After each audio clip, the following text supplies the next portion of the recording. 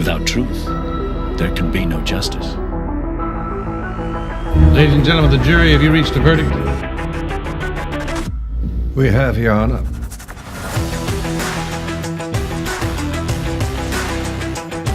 Speak out. Ask those questions. Demand that truth.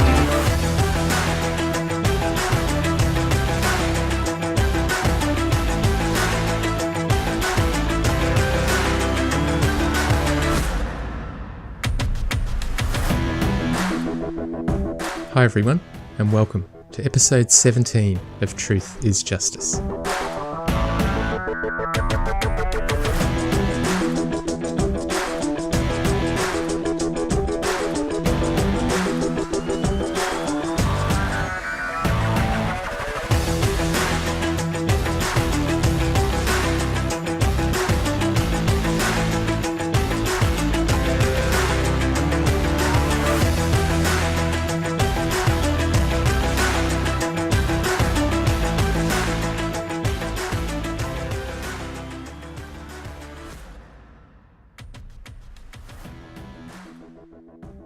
Being labelled a liar in a one-on-one conversation is one thing, but comments made that suggest I'm a liar on a platform that distributes publicly and remains in existence for a considerable period of time is entirely another.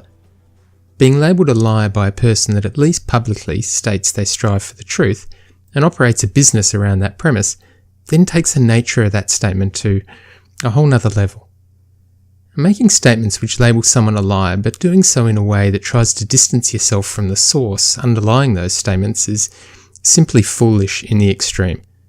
It signals to me either a complete disregard for the consequences of making such a statement, and make no mistake, there are consequences, or it represents a completely fumbled attempt to reduce ownership of the statement by dragging two other people into the narrative supporting the claim. If you're uncertain what I'm talking about, I'll explain. Last Sunday, Bob committed a significant portion of his show to send a message to his audience about me. The main message Bob sent out to his listeners was that I'm a liar. Now, this statement was tangled up in a web of hearsay which perhaps Bob thought was convenient because, as he makes a specific point of highlighting, neither of the two people who he, in my opinion, recklessly wrapped up in this would be able to speak about it for some period of time. Now, is that a smart approach, or does that in any way reduce Bob's responsibility for the claim? No, not really. In fact, I think it does exactly the opposite. So 2 weeks ago on our podcast, I spoke about the forensic examination which was completed by Mr. Devlin, and specifically I spoke to two entries in the report that had been identified by one of our members, Adam, a few months ago. Those entries, as most of you would now be familiar, were a failed login attempt and a successful login to a laptop computer during the window of time suggested for Jim's death. The importance of those time-stamped events inside the Melgar home cannot be overstated. A 2-hour window for Jim's death has been suggested, and the second one of those login events is almost in the middle of that time frame. Assuming that Jim didn't pass away immediately, and again, it has been suggested that the nature of his injuries meant that he wouldn't have, then if you accept the accuracy of the method used to determine his time of death, the second logging could potentially have happened very close indeed to the attack, which resulted in Jim losing his life. Now, the response from many on Bob's page to that episode was to go on the attack against me and to dispute the statements I made about login entries of the type contained within the report. Now, if you haven't already, I encourage you to listen to our episode 2 weeks ago, episode 15, to understand exactly what I'm talking about. It's worth highlighting that I choose my words very carefully, and I always have. I don't believe for a moment that that characteristic is uniquely attributable to those working in the legal profession, but I do think it is something at the forefront of the mind of anyone working in a field where integrity is absolutely critical. You pick your words carefully, especially on sensitive matters, or matters that have significant consequences. And episode 15 was no exception, and I've always applied that same level of consideration to comments I've put up on our Facebook page and to comments I've replied to in this respect.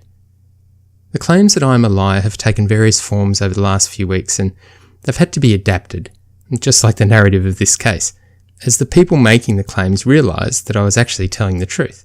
First, I was labelled a liar for claiming that I had had any communication with Mr. Devlin. And that caught on for a period of time. Actually, some of those at the very heart of the case, those deeply connected with it, joined in the mocking of my suggestion that I'd been in touch with him. And they seemed to strangely take great enjoyment in getting stuck into me. And I say strangely because it's almost like some of them are gaining actual enjoyment from this whole process of investigation. And to me, that's truly bizarre.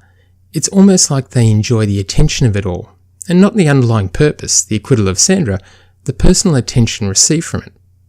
Anyway, then evidence came out that I actually had been communicating with Mr. Devlin, and Liz shared a screenshot on the Facebook page of her direct chat with Ms. Seacrest confirming that I had been in contact with him.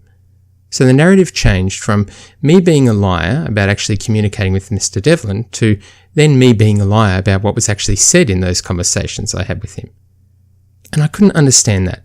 I can't understand people disputing what I was saying when clearly I have the proof of exactly what was said. So even for those that don't know me, surely you would see that to lie about an email communication would be a ridiculously stupid thing to do. As I said, I'm very careful in selecting my words, and this matter was definitely no exception. Why would people seek to challenge something that is so easily verifiable? Well, it is, but that is where Bob took his opportunity to pounce, and that is why Ms. Seacrest and Mr. Devlin being unable to go on the record to support his narrative was so important. See, it's one thing for me to verify the communications, but it's entirely another for Bob to bring on Ms. Seacrest and Mr. Devlin to confirm their accounts of the claims that Bob is making. But challenging the actual contents of the communications with Mr. Devlin and the way I presented that is exactly what Bob went public with. And Bob implicates Ms. Seacrest and Mr. Devlin in his web of hearsay that results in the conclusion given that I'm a liar. Now, it's hard to decipher exactly what anyone, so Bob or Ms. Seacrest or Mr. Devlin, actually says I'm lying about. But the fact I am lying is made very clear, entirely unsubstantiated and recklessly offered up to a public audience in a medium that remains available for a long period of time, more or less permanently for those that downloaded the episode where those statements were made rather than streaming them. So during the week, I published the text of my initial email to Mr. Devlin on the 6th of March, and his initial reply to me also on the 6th of March. I was very reluctant to take that step, but I felt, after the statements made by Bob, that it was entirely necessary for me to do so, for two main reasons. First, to provide material to support my assertions that I have not misrepresented Mr. Devlin in any way, and that I have not lied about any aspect of our interactions.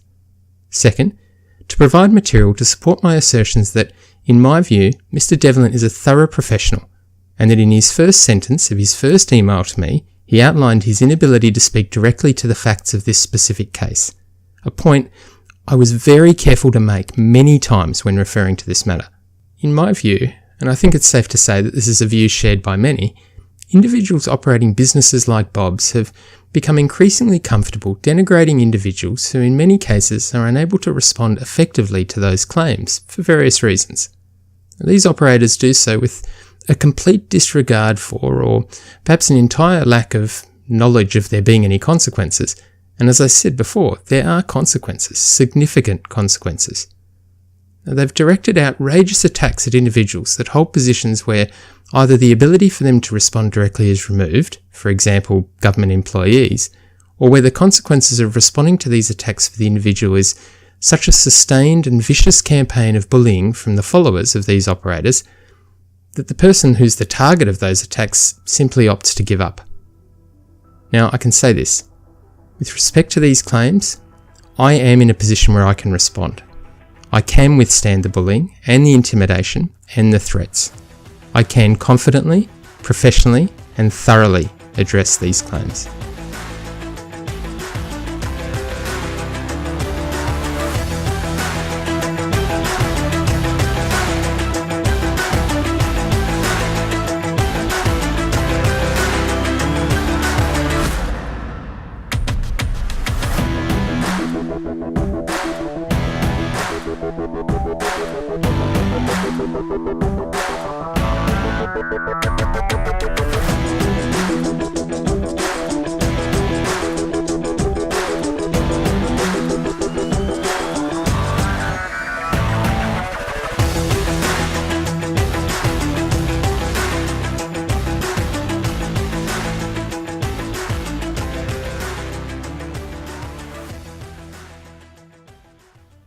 Before we begin with the second part of our group discussion, I wanted to highlight two things that were brought up on our Facebook page during the week.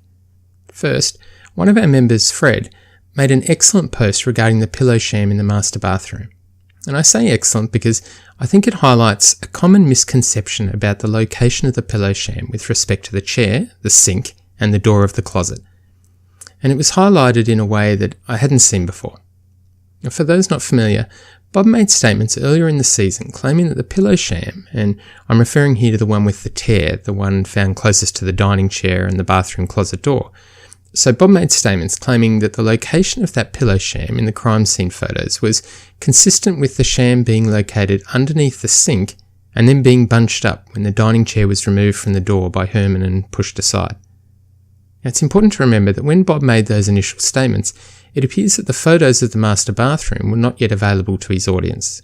So, a claim like the one he made can be made somewhat confidently, knowing that, at least in the immediate short term, none of his listeners could actually verify it. So what we actually see is the pillow sham located between the chair and the closet door. It isn't under the sink. It's likely exactly where you would expect to find it if it was underneath the dining chair when Herman removed the chair and pushed it to the side.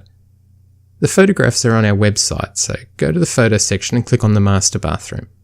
Second, another one of our members, Danielle, published a post that I think raises many questions about the case and the way that Bob has undertaken the so-called reinvestigation.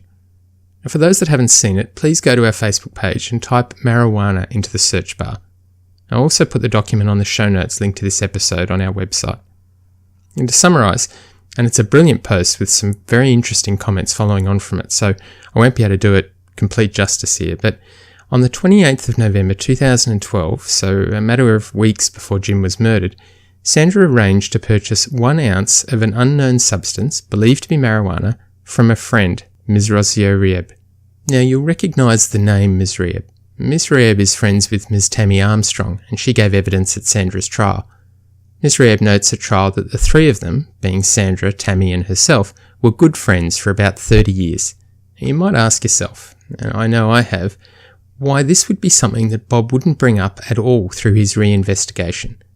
It isn't like buying an ounce of marijuana, and just quickly, I had no idea how much an ounce of marijuana was until I saw someone put a photo up of that amount on the scales. It's definitely not a small amount. So, it isn't like buying an ounce of marijuana is something trivial or something you do every day. I understand Bob not highlighting it to his audience that Sandra bought a bottle of milk several days before the murder, for example, but to not highlight that she arranged to purchase an ounce of marijuana is truly bizarre. If there was a reason to not raise that with his audience, I simply can't see it, other than because it has the potential to paint Sandra in a bad light. But I definitely can't see the reason for Mr. Clemente not being provided with that information. Surely, arranging to purchase a narcotic just weeks before Jim was murdered is relevant information to have when doing the work that Mr. Clemente does. Surely it's relevant information to have at hand when examining the risk profile. Now, of course, I don't know what information Mr. Clemente was provided with by Bob in his summary of the case, but for that narcotic matter to not be raised at all by Mr. Clemente would suggest to me that he wasn't aware of it. It seems that, once again, we have a case of move on, nothing to see here. Now, if you're interested in this case, and if you haven't already, I strongly encourage you to join our Facebook page. The discussions going on there provide an insight into this case that you won't get anywhere else. There is no tiptoeing around topics, there's no treading on eggshells at risk of upsetting someone, and there's no hiding of information that is highly relevant to truly understanding the case, such as the marijuana matter. It's an honest, confronting, upfront, and unapologetic approach to the truth and the matter of justice. Not everyone likes it, and some people get upset, but the truth always has that effect on some people, especially when you don't like or you can't accept the truth. And now, we bring you part 2 of our discussion. It's irreverent, it's politically incorrect, and will likely upset some groups of people. But, like the first part, it's an honest, casual chat amongst a group of people interested in the case. The third and final part will be played next week. I hope you enjoy it.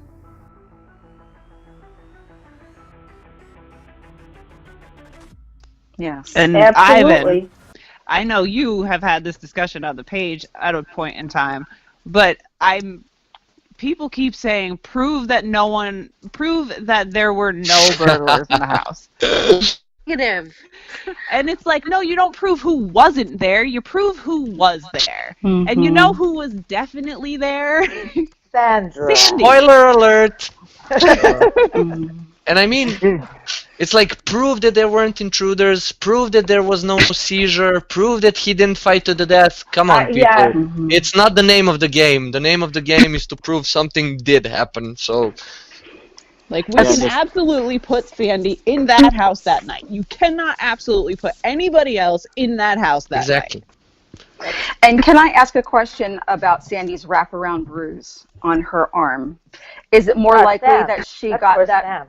Is it more likely she got that bruise from an assailant trying to tie her up while she's unconscious, or is it more likely that she got that while Jim was trying to stop her from stabbing him? Yeah, those intruders are way too polite to put a bruise on her, tying her up. I mean, they turned the jacuzzi off for her. They left the light on for her. The light on. Come on. They let her put on her clothes and the lotion and socks, so she's not uncomfortable.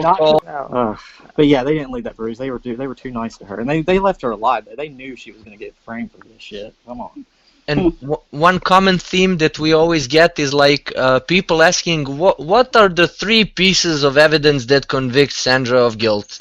Or like, where's the smoking gun? And the thing about circumstantial cases is you need to have an analytic, holistic view of the thing.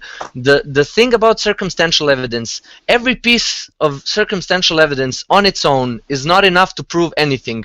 But as a whole, when you have 15, 20, 25 things all aligning to tell a story, if you can make them fit into one story, it's really hard. You can see people on our page trying to fit everything into a coherent narrative. It's anything but coherent. There wasn't a single coherent narrative on our page trying to explain away all the evidence. And people telling me that it's a far-fetched that Sandy stabbed Jim and then just tied herself up and went into the closet. No, the investigators replicated herself tying, closing the doors of the closet in a matter of minutes.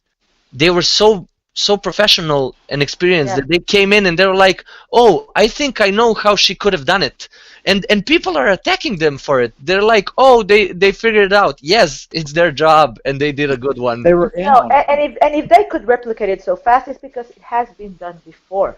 Yes. Probably. And how is that scenario less believable than 4 intruders came into the house, killed Jamie, put Sandy in a closet, tied up and barricaded, left no evidence behind, took nothing, and the neighbor working in his garage didn't see or hear anything? Because how is that more believable? Because it goes against Sandy, and anything that goes against Sandy, you better just is shut unbelievable. Up because Sandy is a freaking saint, and she's way too frail. Like, when I first heard that this frail woman, I was expecting to, like, look at the picture of this, like, damn, I don't know, hobbit or something. Well, I mean, she was a hobbit, but either way. But, I mean, I seriously, like, I expected to see, like, this frail old lady who just could barely move, and then it's like, no, you don't look like that. You mean she could barely tube? That, too. I was just going to say, she did go water tubing, Jesus. The thing is that the people that believe in her innocence, they have it like a little bit tough as well, because how are you going to argue when you have the whole family in the page, when you have Liz refuting everything you say, and even as an admin or as a moderator, it's difficult to really talk about it, and she doesn't even call her. What do you think? They say, so Sandy went into prison, and Liz was saying that they wouldn't give Sandra her anti-seizure meds. Yeah, right. Oh, yes. And torture her, Chinese water torture and everything. Her lawyers, listen, same thing with Damien Eccles. He was dying. His eyesight was failing. He had no teeth. Come on. If that was happening, all her lawyers would have to do is start a big, huge thing with the ACLU about her civil liberties not being protected. You cannot keep someone's medicine from them in prison, those people would be going insane. You can sue, you can start all kinds of noise about it, go to the press. That's not happening. Even if they did, though, and her seizures had been getting as bad as she claimed while she was on meds, what's the likelihood that she would have only had one in a whole year not being on her meds at all? Yeah. No. And it's an extremely stressful environment, different environment than her home and everything, and only one. And another thing that you said, Nicole, about the whole thing appealing and the lawyers going after them for her civil liberties and everything. It's not like Sandy comes from what you call it, risky or at-risk demographics. She's not some. She's not a minority that's, she's like a white middle-aged, middle-class woman with, she has access to good lawyers. Mm-hmm. She has access to everything. It's just not something that happens. She's not like isolated from the world, just like, a poor youth from some poor suburb, I mean, poor hood or whatever, that got into trouble and is now being tortured in prison, basically. No, she's a middle-aged, middle-class white woman in prison. Okay, white or Latino, I don't know what she identifies as. And that's why she gets documentaries on TV and everything. Yeah. I mean, she is privileged. She has some kind of privilege, so she should be. I'm just saying she's not a vulnerable demographic. That's it. She's not. Yes. You know what? I want to see proof of that. They can get her records. Bullshit. Her lawyers can get her records. I want to see proof of that she didn't get her meds for that long. Until I see it documented, I don't believe it. It's too much of a woe is me narrative. I just can't stand it. Woe is me. They did, and they overdid it. Honestly, they overdid it the same way Sandy overdid the staging. She was like damned if she did, damned if she didn't with the chair. Because if she didn't do it with the chair, it wouldn't be believable. They would just say, "Oh, you could have just laid on the floor and waited for everybody. You could just got up and screamed from the windows for somebody to help you." She had to have been barricaded in or incapacitated in another way. But then again, have you ever heard of anybody barricading anybody with a chair inside their own house? Not kidnapping somebody and putting them in a closet? No, barricading why? There's no point in barricading after you've tied them up and they're unconscious. Absolutely. And those people couldn't have known, those people, quote unquote, intruders, couldn't have known that her family was coming over, and they could have expected that she was going to die of starvation, of dehydration, just being alone in the house. Why not just stab her to death? Can I jump in real quick and say something? Please. So we were just talking about putting the chair up against the closet door and tying yourself up and really overselling the idea that there were intruders and Sandra is as much a victim as Jim was. And I just want to highlight in her interview with the police officers at the station, when they start really focusing in on her and she realizes it, Carazal says, "Do you understand? You're in the house and your husband's in the house and your husband's," and she says, I know that. And I know. Carazal says, "So," and Sandra says, "I know how it looks, but I was also tied up." And that was her get out of jail free card. Yeah. Tying herself up and putting that chair in front of the closet. She figured that's all she had to do, and she would be able to go on with her life and get her beach house and live her dreams. But it didn't work out.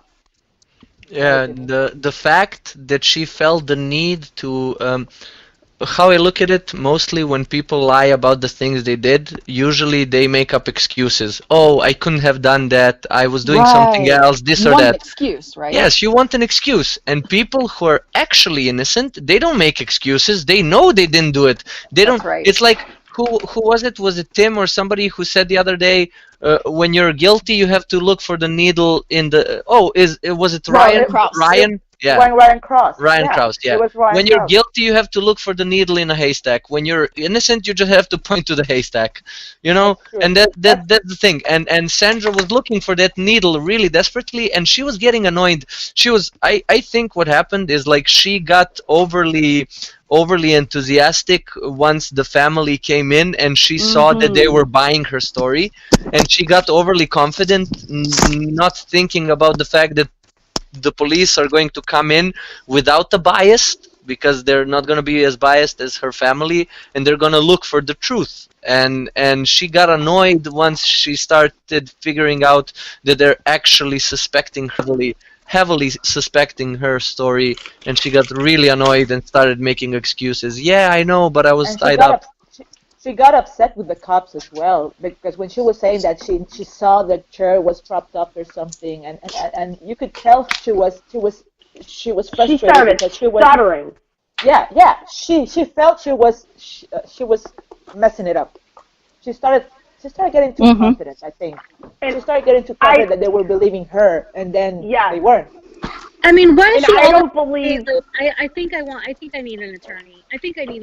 Why didn't she just say it from the get-go? I want an attorney. Yeah, I want an attorney. Yes. You can sit there and not answer a single question, and the only thing out of your mouth should be attorney. That's it. Like, I'm not talking until you get one here, and just keep saying it over and over and over again. Like, she talked. It's her own fault. Yeah. And back to the chair. I'm sorry, I don't believe that bullshit that Herman told her there was a chair there. No. I don't believe that. No. Where would that come up? When would that come up? Like, they were just, like, chatting? Oh, when he was trying to get her out, supposedly, Herman said, I'm trying to move this chair. Trying to move the chair that he just, like, kicked out of the way or whatever. It's not like it was... Exactly. I mean... I'm sorry, I don't believe that. Yeah, right. No. That was never ever brought up until it was mentioned about Sandy knowing about that chair in front of the goddamn door. And you knew that Seacrest knew it was a huge deal when he got William Black to do the experiment, if he could see the goddamn chair under the door. Seacrest knew it was a big deal. Once he saw that tape, he was like, was gonna be a problem. Oh, it's gonna be a huge red flag. We need mitigating measures.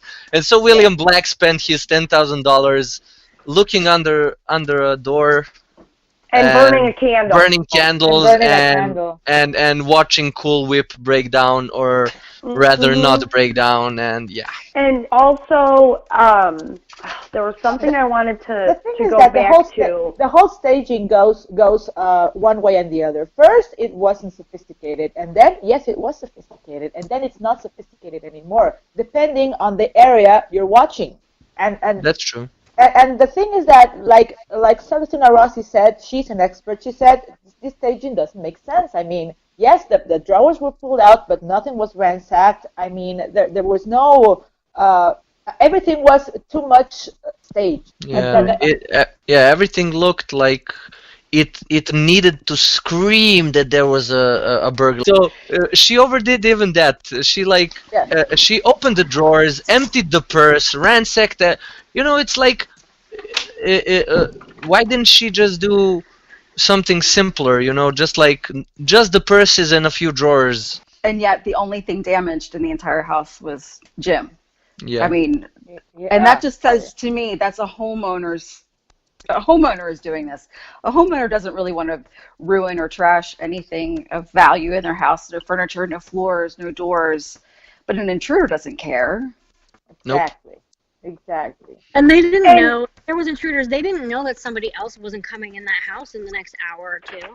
Well, they had no idea that nobody else lived there. And I'm not saying, okay, I should say, I could probably say this fairly confidently. We're not saying that the house should be flipped upside down and the mattresses should be off of the bed and, you know, curtains tore down, whatever. But it just didn't look authentic. And the detectives, they noticed it right away. How many times do you think they've been on burglaries or home invasions where they've seen things like this that was authentic, and they come in here and they notice, okay, something doesn't smell right here.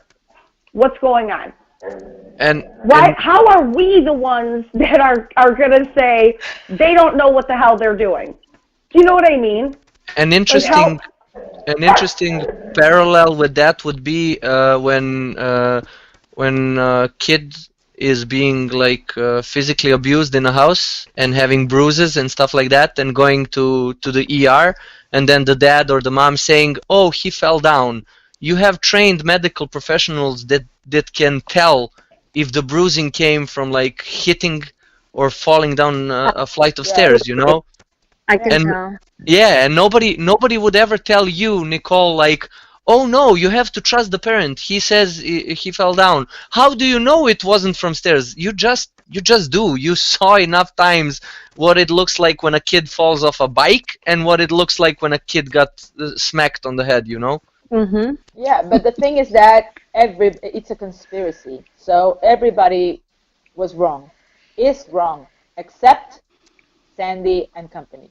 Yeah. Luckily for me, I don't have to be able to prove it or anything. I am a mandated reporter, and if I think that a kid has been being abused, all I have to do is You call just them. report it. I don't have to defend myself. Why? Which is why you're an expert, and you know, and the fact that you have the power just proves that you're competent enough to make that call. And why are the other experts not treated the way they should be? They're experts in their field. Why are random people on Facebook thinking they know the job of other people better than the people who do that job? As you said, Nicole, on the page, you would never tell a plumber or a carpenter how to do their job. They know how to do their job. But they went to Google University. Oh yeah. Yeah, and everybody knows everybody's credentials. Everybody that has their hands on the transcripts and has looked at the CVs of all the experts, they know their credentials, and they know they're capable of stating an opinion. Why is the opinion of the Army more important than the opinion of the experts? It's exactly what I wrote about Bob being Mr. Inspector Gadget, running all over God's creation, throwing turtles into, but whatever, holding turtles, throwing pigs into the bayou, doing his little experiments. He could actually go to school and try to go to be in the FBI and actually be as important as Why not? People do it all the time. So could any of these people in the Army, if they wanted to do it in real life, but they don't, because they just do it on the internet. They want a shortcut. They just want a shortcut.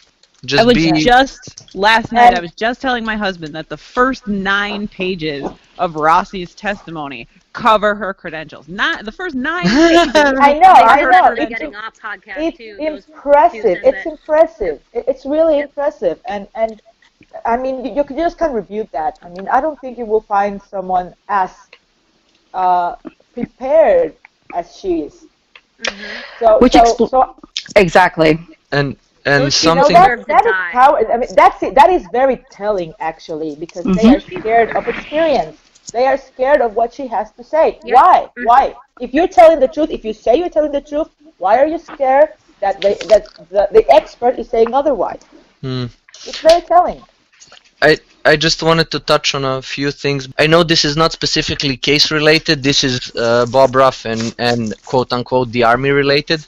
The way they made their group structure is really concerning to me, because you can see in Bob's social media posts that he's posting things like my tribe and the army and stuff like that. It's a classic example of depersonalization of his members. It's like we're all the same, we're all wearing gray, we're all the army, we're and it's really cult-like, and they call him Daddy, Big Daddy Ruff and stuff like that. It's like great leader. It's like the great leader. Kim Jong-un, it's like it's really cultish, and once you make a group like that, which has strong intergroup cohesiveness, they're really cohesive. As soon as you have dissenting opinions, they have to be removed. They have to be removed because everybody pulled in their sense of worth on a huge pile of group worth. And once, if by any chance anybody who's a hardcore fan of Bob's would at this point say, "Oh, I think Sandy did it," he would have to go back and rethink his actions for the past like 6 months, and he's too invested in the fact that she's innocent, and it's now a sunk cost fallacy. You know, it's like now he's losing too much by accepting that he was wrong, he, she, or whatever. You know, and so it's really concerning to me because I really feel like there's. Actually, I saw a couple of people say like, "I'm a doctor. There was this one guy messaging me. He's a PhD in criminal investigations and stuff like that." I'm like, how does it happen? And it reminds me of Jonestown. You know, there were a lot of smart, educated people, and it's not about education. It's not about intelligence. It's about something else. It runs through emotions, which is like the older part of the brain and the more powerful part of the brain. And once you invest yourself so much in the emotional part of the case, and that's why a lot of people say, "I feel she's innocent. I feel they should have done more. I feel this and that." This is not about feelings. This is about a rational thought, and you have to shut off your feelings and see what's out there. So I just wanted to get that out there because it's one of the most concerning parts, and the part that really fascinates me, because honestly I will repeat myself from the beginning, this case as a case is boring. It's really straightforward and it's boring. It's boring. That's the problem Sam ran into with the IT stuff. The IT people he spoke to wouldn't come on the podcast because they didn't want to deal with Bob and the quote-unquote army. And who would blame them? I don't. What's there to be gained? And even for Mr. Devlin, really, what's there to be gained? Because if he came out and said, you know, if he agreed to, you know, to come onto the podcast, something, if he agreed to do that, all they're going to say is they'll then attack him for why did you lie? Why did you lie in your testimony? Why did you? So they still won't confront the main issue of those logins. They'll just be of the view that something's happened to change his mind, and then he's corrupt, and that. So there's nothing to be gained. Nothing. Right. The approach is just unbelievable. It's ridiculous. They just can't see how blinded they are by it all, and I think they're just actually making themselves look really silly now. Like it's become such a, you know, it needs to be such a massive conspiracy, and it needs so many people to be so against Sandra, and it needs so many things to go the right way for her, and so many coincidences to happen at the one time. And you can see with this, you know, with the screenshots and everything, it's the same people that are talking. Nobody engages anymore because people are starting to really have doubts about it. So it's always the same people, and they're talking and they're saying the same things, and they're, you know, what Sam said, nothing to see here. I mean, it's made them look stupid. Like the level that they've gone to fight back against this is so ridiculous. I mean, they look ridiculous. They look ridiculous. I mean, people would look at it and go, I mean, why don't you at least just consider for a minute that it's true and try and figure out how to deal with it instead of just attacking me and saying I'm lying, and then taking those few questions at the trial when they don't believe anyone else. It's so weird. Well, there are already a couple who have questioned Jessa and Nick's, you know, undue influence by us because they creeped her friend list. We are such masterminds. I mean, it's incredible. We have such an influence on people. God, I wish I had it like in my house or something like that. Can we say something that addresses Jim, and just to kind of like here's the thing. To him. Yeah, here's the thing. I feel like our little group, really, we are interested in the truth, but everybody is wanting to paint us as trying to victimize Sandra and Liz again. And I don't know, we don't really get a chance often to stand up for ourselves or just say we're not interested in making Sandra more guilty or trying to make Liz's life harder.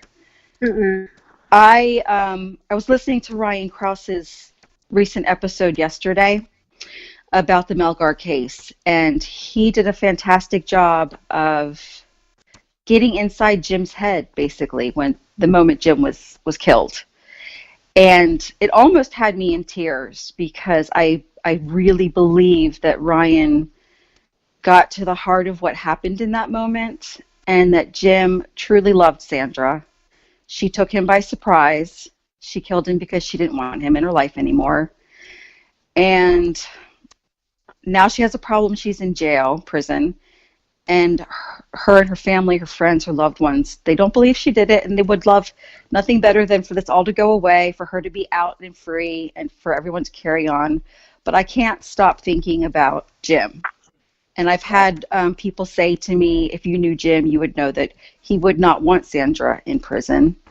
And that may be true. In fact, it probably is, because I don't think he fought her for his life because he loved her. Basically, he died because he loved her and he didn't want to hurt her. Yeah. But does that mean that we should throw away the justice and say the victim wouldn't have wanted this, so let's just let her out of prison?